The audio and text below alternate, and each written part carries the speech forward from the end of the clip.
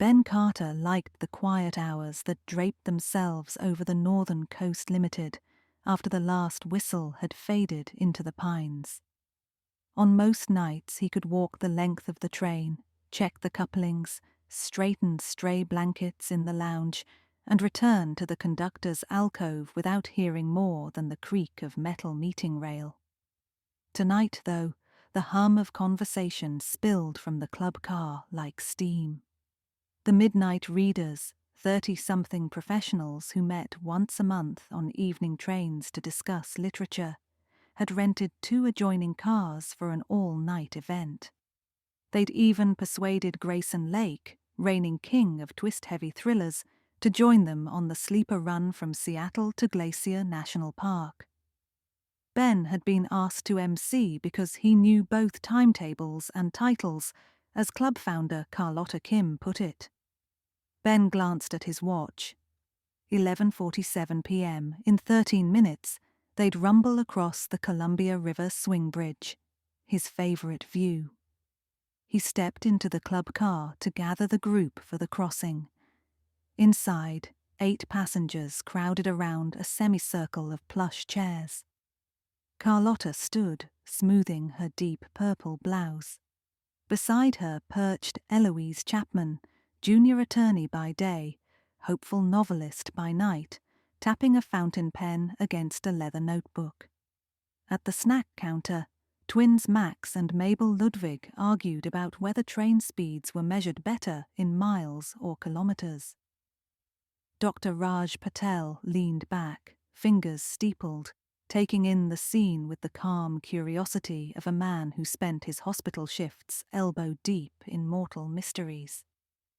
And hovering near the author was Jared Krill, a publicity manager from Lake's publishing house, flicking imaginary lint from his lapels as though even dust motes required rebranding. Grayson Lake himself reclined like a cat, half-lidded gaze, smile sharp as railway shears.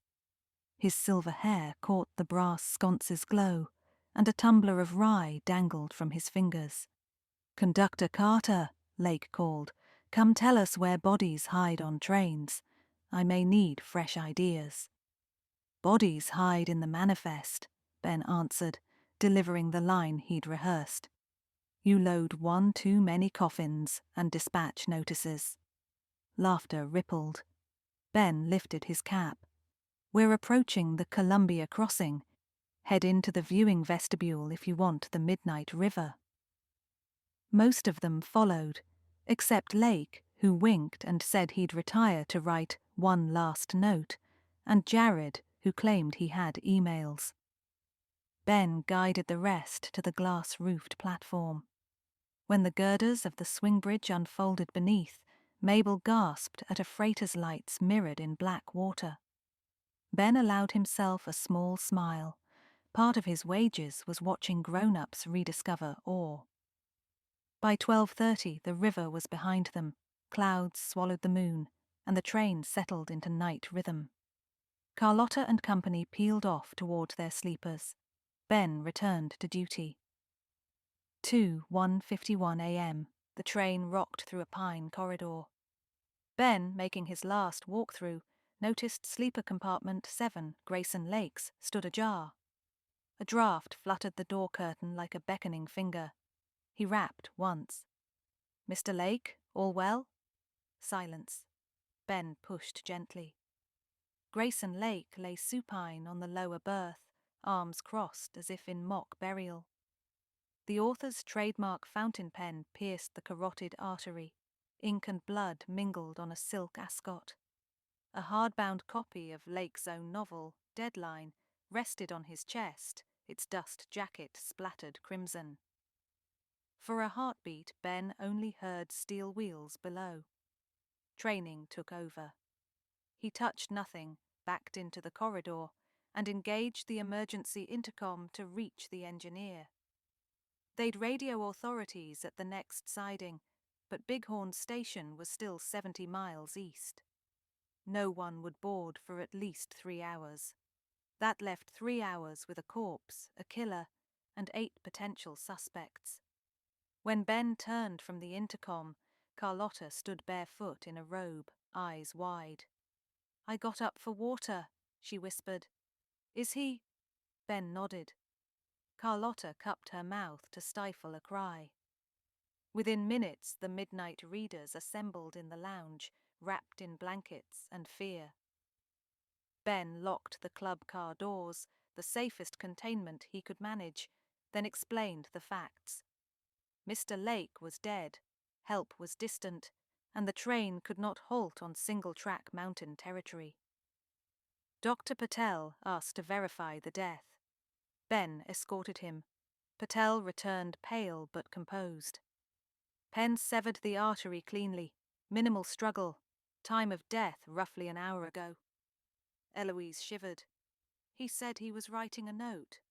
Jared's face glistened. "You think one of us—" "We're not thinking yet," Ben cut in, though his own mind was a whirl of timetables and motives. "Sit tight. Let me secure what I can." He needed clarity. On trains, clarity lives in the manifest, the schedules, the spaces between stops, in the line crossings. Ben recalled Lake's earlier quip and felt an unwanted kinship. He'd have to read between line crossings tonight. 3. First, physical evidence. Patel accompanied him as witness. They photographed the cabin, careful not to disturb anything. On the floor lay an empty envelope embossed with the publisher's logo. Inside, they found a single sheet torn from a yellow legal pad. This is the only way to silence them. Below that, a signature in brilliant sable ink, G. Lake. Suicide note? Patel raised an eyebrow. Why stab yourself with a pen rather than slit wrists or swallow pills? And why sign in ink when blood's available? Ben added. They bagged the note. On the small writing desk rested Lake's silver laptop, open but dark. Beside it, a second fountain pen, capped identical to the murder weapon. When they reached the corridor, Ben paused at the next compartment. Jared's. A faint odour of incense slipped through the doorframe, odd on a no-smoking train. Ben filed it away. Then Eloise's berth. Curtain open, bed rumpled, travel typewriter on the fold-out table, ribbon inky black. A sheet emerged half-typed, the words, "The end is nearer than it appears," visible. Ben pictured her tapping the keys while Lake died one door down. He returned to the club car.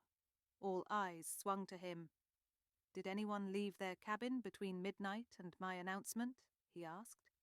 Silence, only wheels clicking beneath.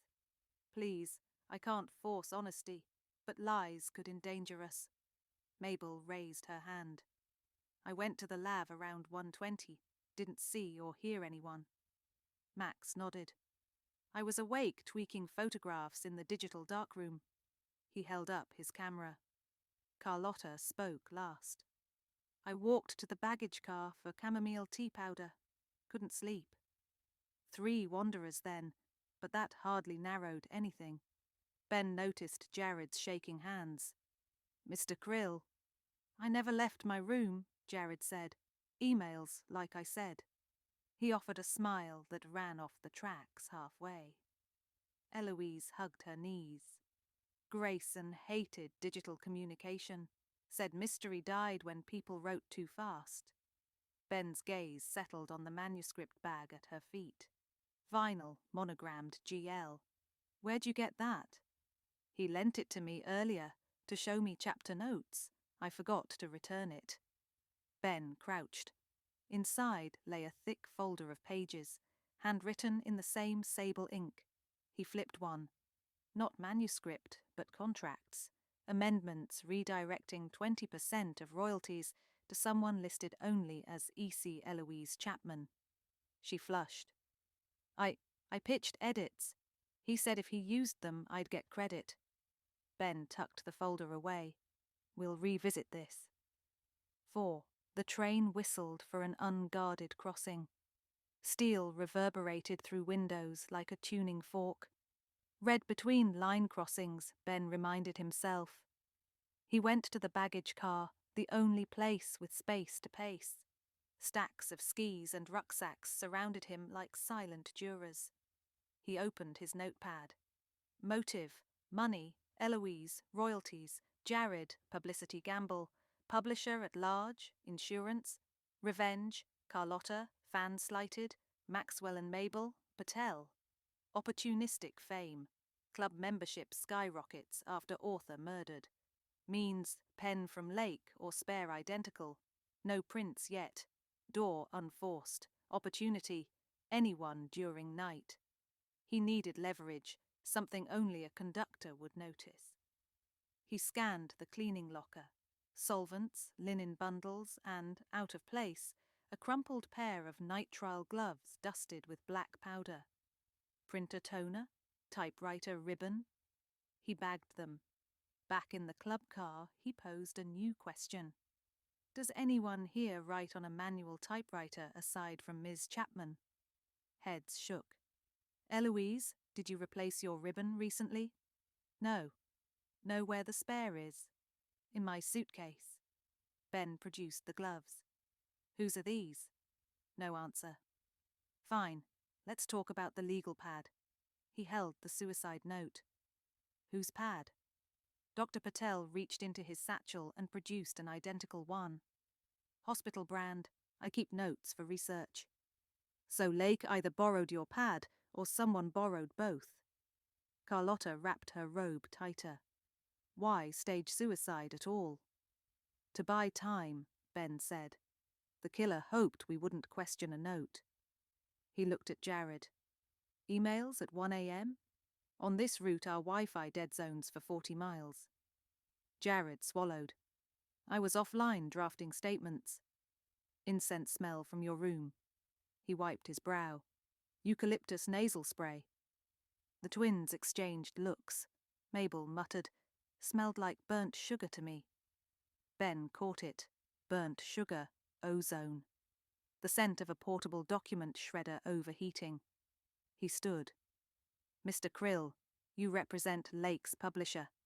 Any chance tonight's ride was about more than book chat?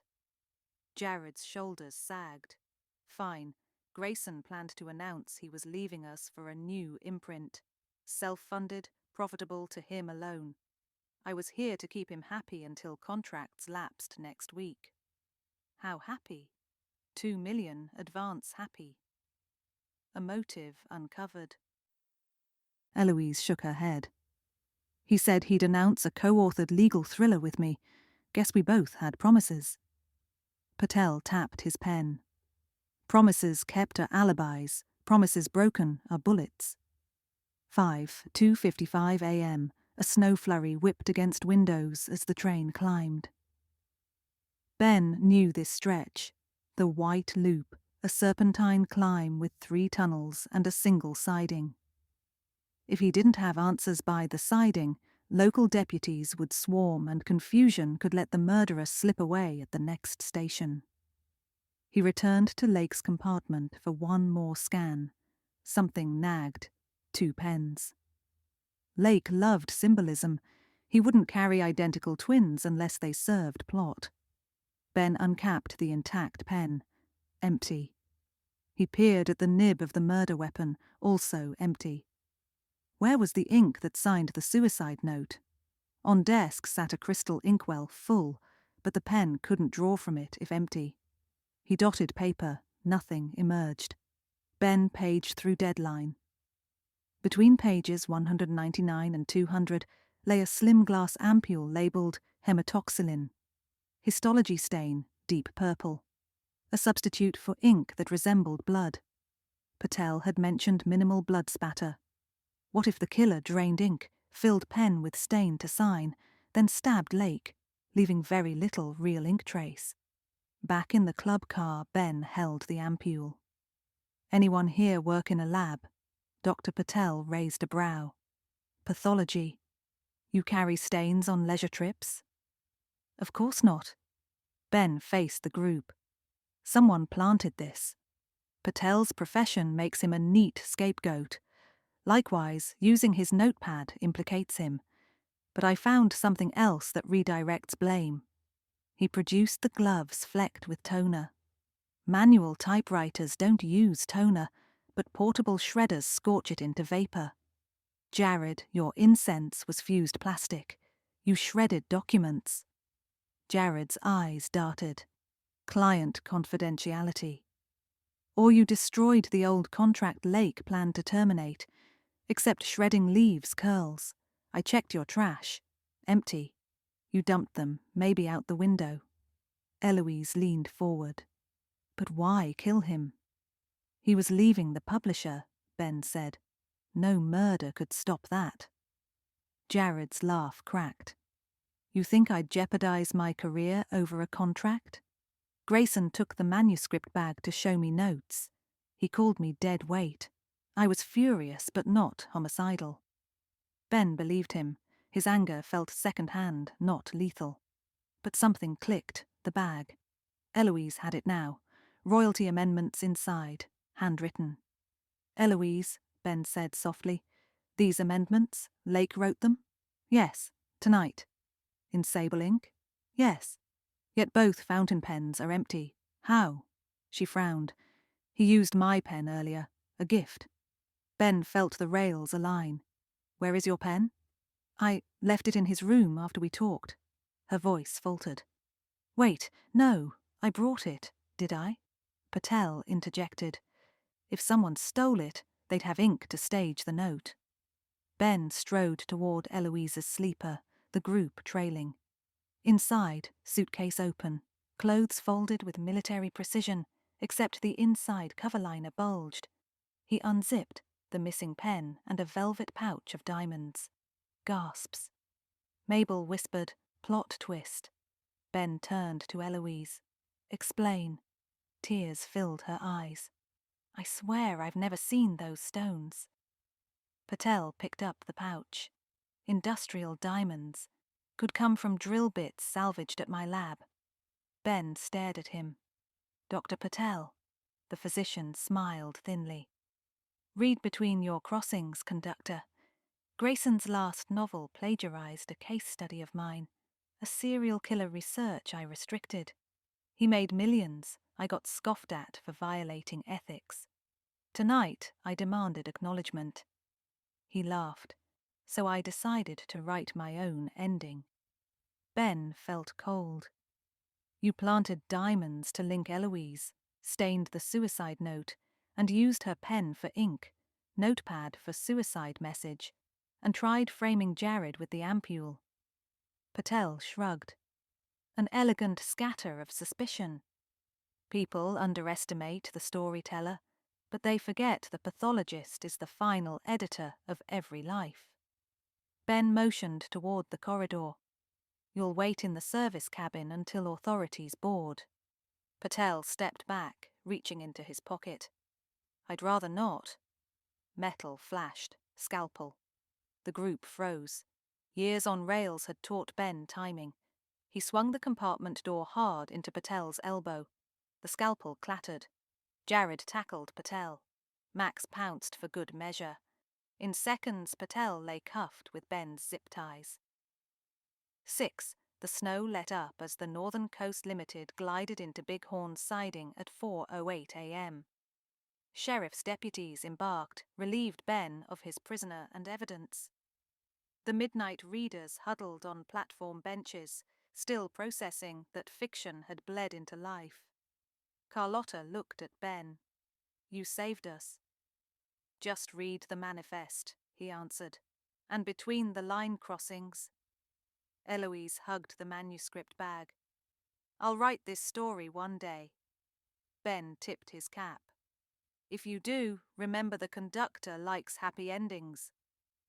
When dawn cracked over the ridgeline and the Limited's whistle called them back aboard, the club filed respectfully past sleeper compartment 7.